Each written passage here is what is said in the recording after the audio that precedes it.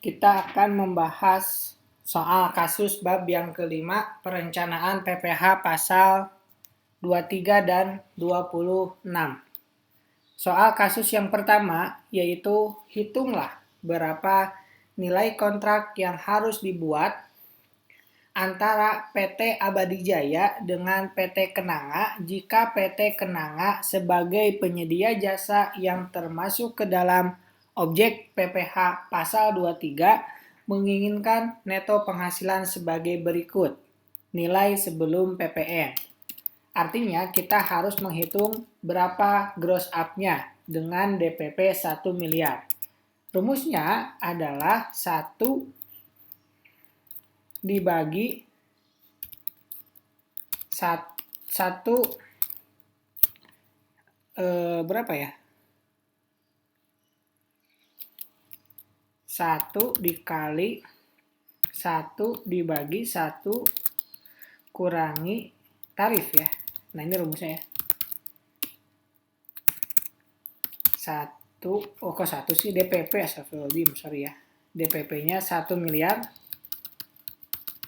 dikali 1 dibagi 1 kurangi 2% tarifnya. Jadi hasilnya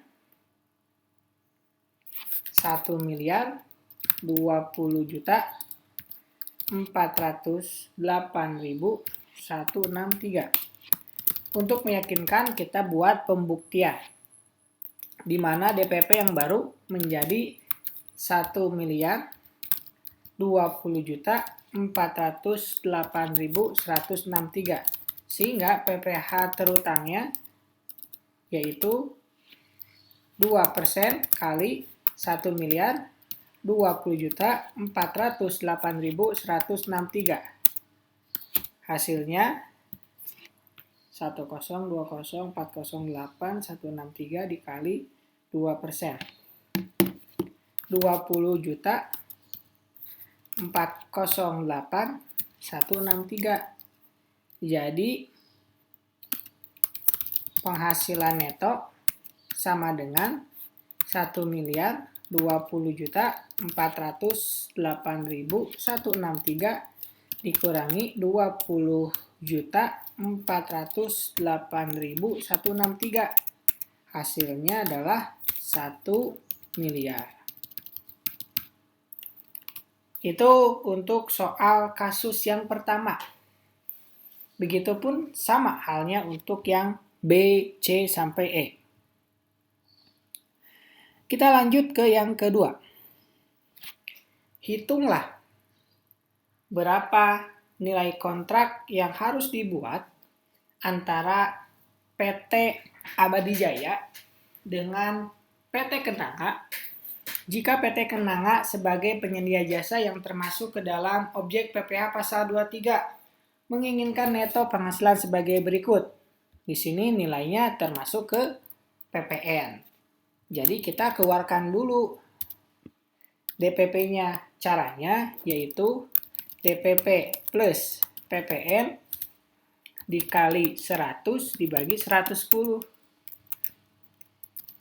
DPP plus PPN itu kan 1 miliar 100 juta dikali 100 dibagi 110. Hasilnya dikali 100 dibagi 110. Hasilnya 1 miliar. Setelah dapat DPP-nya, kita hitung gross up-nya. Gitu. Gross up-nya berapa? Sama dengan yang di atas ya, karena sama untuk DPP yang nilainya 1 miliar.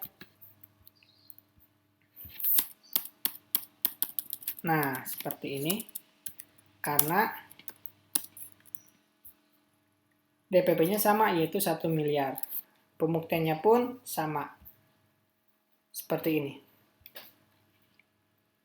Kita lanjut ke soal kasus yang ketiga. Di sini ada PT Rai Raka memiliki jenis usaha yang termasuk ke dalam objek pajak PPh pasal 23. Setiap mendapatkan proyek, PT Rairaka selalu memasukkannya ke dalam nilai proyek, sehingga uang yang diterima oleh PT Rairaka menjadi berkurang dari nilai kontrak. PT Rairaka memutuskan untuk proyek di tahun 2018 akan membebankan PPh pasal 23 kepada lawan transaksi. Sebagai karyawan bagian pajak, PT Rairaka, Anda diminta untuk menghitung berapa nilai kontrak yang harus ditetapkan di awal agar mendapatkan nilai yang diinginkan. Dengan asumsi PPN tidak diperhitungkan. Artinya ini nilai yang bukan termasuk PPN. Ada kontrak dengan PT Sentosa. Ingin mendapatkan penghasilan bersih sebesar 450 juta. Jadi kita harus hitung gross up-nya. Gross up-nya sebagaimana yang di atas, tadi rumusnya adalah DPP dikali 1 dibagi 1 kurangi tarif. DPP-nya 450 juta dikali 1 dibagi 1 kurangi tarif. Hasilnya 450 juta dikali 1 dibagi 0,98. Hasilnya adalah 459 183 673. Untuk meyakinkan, kita lakukan pembuktian. DPP-nya kita ubah yang asalnya 450 juta jadi 459 183 673. Kemudian PPh terutangnya 2% kali 459 183 673. Hasilnya adalah 9.183.673. Jadi penghasilan neto setelah dikurangi PPh pasal 23 adalah 459 183 673 dikurangi 9.183.673. Hasilnya adalah 450 juta. Berarti terbukti gross up-nya benar. Itu ya untuk soal kasus yang ketiga. Sama dengan soal kasus yang pertama. Yang kontrak dengan PT Maram pun sama. Ya. Soal kasus yang keempat. Yaitu PT Susi merupakan perusahaan yang bergerak di bidang penyediaan sushi dengan berbagai macam varian. Sushi yang dibuat bahan-bahan utamanya didatangkan langsung dari Jepang. PT Yakuzi pada bulan Desember 2020 akan mengadakan acara penyambutan direktur baru dan memesan sushi kepada PT Susi sebanyak 700 porsi. Untuk membuat 700 porsi, PT Susi mengeluarkan biaya sebesar 8.700 per porsinya. Untuk pembungkusnya mengeluarkan biaya sebesar Rp400. Kontrak antara PT Susi dan PT Yakuzi adalah sebesar 9.900.000 termasuk PPN. Dari transaksi di atas, tentukanlah yang pertama berapakah PPh pasal 23 yang terutang. Nah, ini kita harus jeli dulu nih, berapa DPP-nya? Apakah yang 700 dikali 8.700 ditambah 700 dikali 400 atau yang 9.900? Jawabannya adalah yang 9.900. Kenapa? Karena yang 8.700 dan 400 itu adalah harga pokok. Bukan harga jual atau bukan harga kontrak. Sehingga PPh terutangnya adalah, kita hitung dulu DPP-nya. Jadi 9.900.000 dikali 100 dibagi 110. 9.900.000 dikali 100 dibagi 110. Hasilnya 9 juta. PPh terutangnya adalah 2% dikali 9 juta. Hasilnya 180.000. Itu yang pertama. Siapakah pihak yang memotong? Tentu pihak yang memotong adalah PT Yakuzi yang memberikan penghasilan. Siapakah pihak yang dipotong? Karena PT Yakuzi, jadi yang dipotongnya PT Sushi. Kapan melakukan pembayaran PPh pasal 23? Paling telat gitu ya. Paling telat tanggal 10 bulan apa? Bulan Januari ya. Januari 2021. Kenapa? Karena kan pada bulan Desember ya. Gitu. Kemudian terakhir, kapan melakukan pelaporan? Melakukan pelaporan PPh pasal 23. Paling telat tanggal 20 Januari 2021. Karena transaksinya bulan Desember. Begitu ya. Ini jawaban soal kasus yang keempat. Sekarang soal kasus yang kelima. Di sini ada PT Sukma. Adalah salah satu perusahaan yang bergerak di bidang pembuatan billboard yang biasa digunakan oleh perusahaan sebagai iklan. PT Sukma sering mendapatkan pesanan dari PT Joki untuk membuat pesanan-pesanan yang diterima oleh PT Joki. Pada bulan Januari 2020, PT Joki mendapatkan pesanan untuk pembuatan iklan berbentuk billboard dan iklan yang di televisi dengan nilai kontrak 220 juta termasuk pajak, termasuk PPN ya maksudnya, termasuk PPN dengan PT Sultan. Untuk pembuatan billboard, PT Joki memesan kepada PT Sukma dengan nilai 95 juta. Dari pesanan yang diterima oleh PT Sukma membayar fee sebesar 5 juta kepada PT Joki. Materi iklan televisi dikerjakan sendiri oleh PT Joki dengan biaya pembuatan sebesar 100 juta. Dari kasus di atas, tentukanlah. Pertama, berapakah PPh pasal 23 yang terutang apabila PT Joki tidak melampirkan bukti pembayaran kepada PT Sukma. Jadi ada 3 nih. Yang pertama PT Joki, yang kedua PT Sultan, yang ketiga PT Sukma. PT Sultan punya transaksi dengan PT Joki. PT Joki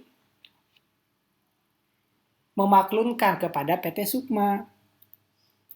Nah, kalau misalkan yang pertama ya, PT Joki tidak melampirkan. Jadi dari yang 220 juta. Itu kan DPP plus PPN ya.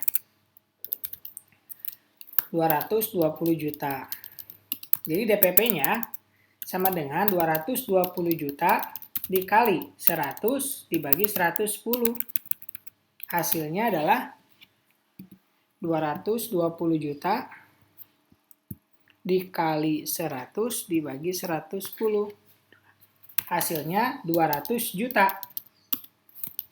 PPh terutangnya adalah 2% kali 200 juta. Hasilnya 4 juta rupiah. Itu yang pertama ya, karena tidak melampirkan bukti pembayaran. Padahal yang diterima oleh PT Joki bukan 220 juta, melainkan hanya yang mana tuh? Yang 95 juta bukan. Yang 5 juta dan yang 100 juta. Karena 95 juta itu kepada PT Sukma. Oke, untuk yang kedua.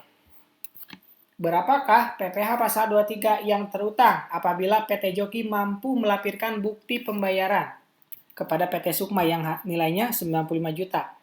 Kalau gitu berarti yang sebenarnya. Berarti DPP-nya itu adalah dari V. V dari PT Sukma. Sukma apa Sukma sih? Iya benar ya. PT Sukma sama dengan 5 juta ya. Kemudian pembuatan iklan yang benar-benar dikerjakan oleh PT Joki yaitu 100 juta. Jadi total DPP-nya adalah 105 juta. Kemudian PPh terutangnya adalah 2% dikali 105 juta. Hasilnya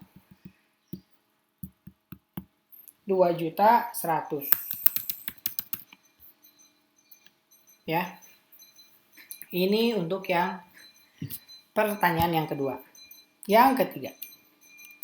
Bagaimana atau apabila terlambat membayar pajak terutang, berapakah sanksi yang harus dikenakan? Tentu ya, 2% setiap bulan keterlambatan. Yang keempat, siapakah yang melakukan pemotongan pajak atas transaksi tersebut? Ada dua ya. Yang pertama, ada dua. Yang pertama adalah PT Joki atas transaksi dengan PT Sukma sebesar berapa ya? Ya, 95 juta. Atau 95 juta dikali 2%. Yaitu 1.900.000.